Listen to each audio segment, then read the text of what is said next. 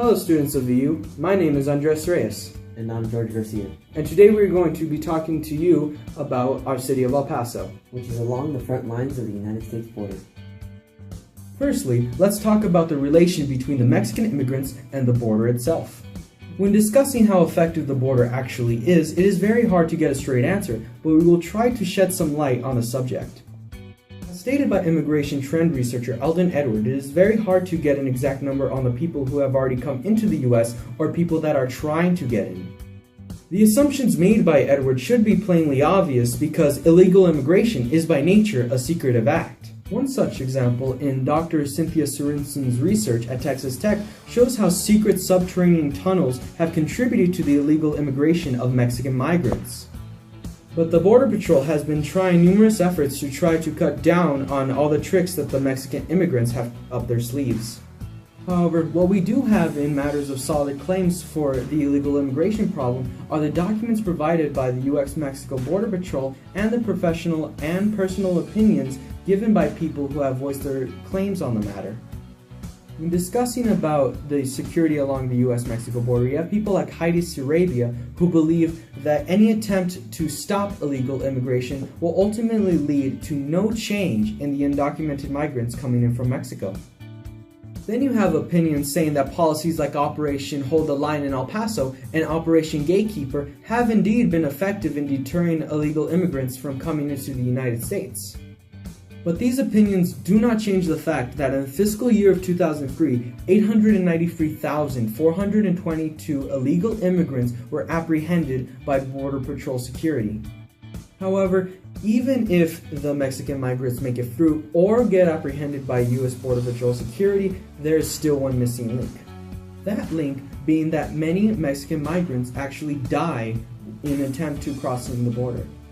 Rob T. Garrett, who literally wrote the book on migrant death, stated that now migrants are more likely to die from environmental causes than from ever before. The causes of death being exposure to heat, exposure to the cold, motor vehicle accidents, and other incidents.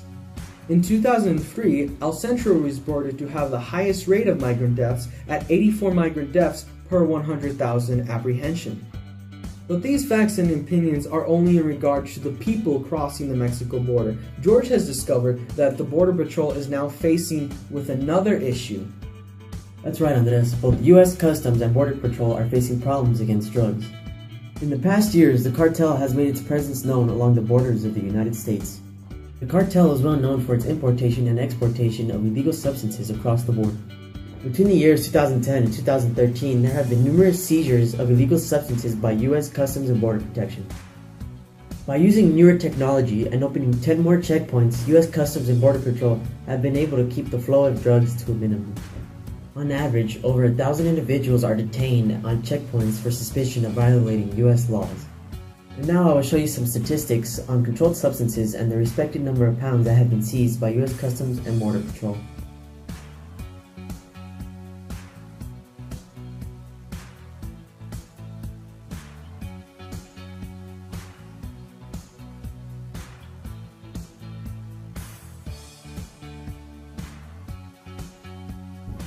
As you can see, U.S. Customs and Border Patrol have done a great job of seizing drugs along the U.S.-Mexico border. But the thing we have to remember is, we don't live on the border.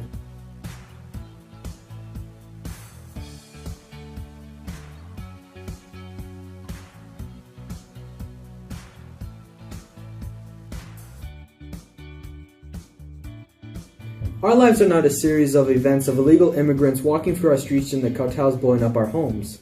This is what El Paso is. This is life on the US-Mexico border.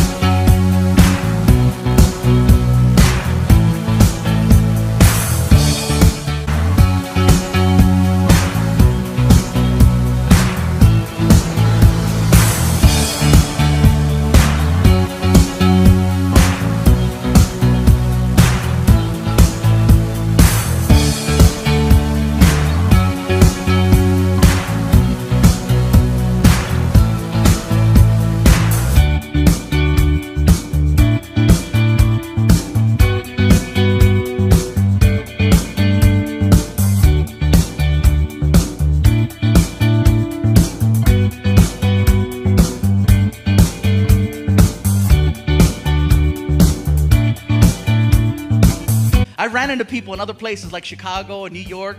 I'm like, where you from? El Paso. And I say, Chico's Tacos. And they're like, oh. Like, wow, yeah, that's hardcore. This is the craziest food I've ever tried, you guys. Craziest ever. Reason is, they give you these little taquitos and there's like a sauce and you pour it and like the taquitos float and then it absorbs. And I never thought I'd see the day where I could drink a taco.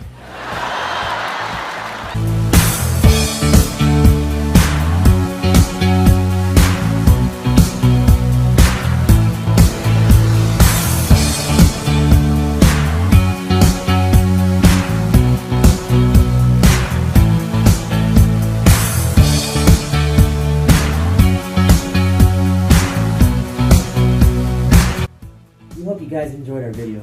We enjoyed collaborating with you guys at VU, and we hope to see you again. But until then, good day, mate!